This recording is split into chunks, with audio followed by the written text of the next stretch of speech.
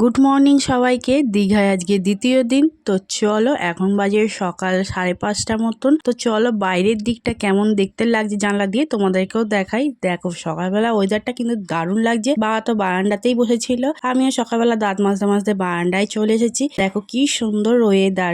ভাই আর এসপি গেছে সমুদ্রের ধারে, আমি আর যাইনি কারণ আমাকে রেডি হতে হবে, আমরা সকাল সকাল ঘুরতে যাব বলে। আর এইখানে দেখেছো কি মেঘলা ওয়েদার, ভাবছিলাম বৃষ্টি হবে কিনা। আমি ভগবানকে রাখছি যাতে বৃষ্টিটা না হয়, যেন ভালো মতন ঘুরে আসতে পারি। তারপর আমি রেডি হয়ে নিয়েছি, এখন যাব ঘুরতে। আমাকে কেমন দেখতে লাগে তা কিন্তু কমেন্টে জানিও। সবাই রেডি হয়ে গেছি, তারপর বেরিয়ে পড়েছি। আমাদের গাড়িও চলে এসেছে। আমরা প্রথমে যাব দীঘার মোহনায়, সেই রকম ভাবে কথা হয়ে গেছে ড্রাইভারের সাথে। এবার চলো গাড়ির মধ্যে ঢোকা যাক। গাড়ি চালু হয়ে গেছে। আমার তো খুব আনন্দ লাগছে, আর বাবাকে দেখে মনে হচ্ছে এখনো ঘুম কাটেনি। তো চলো দীঘার মোহনায় যাওয়া যাক। ওখানে গিয়ে আমরা কি কি করলাম তা পরের পার্টে আসছে। আর আমার এই ভিডিওটি ভালো লাগে লাইক কমেন্ট শেয়ার করো। আজকের মতন টাটা।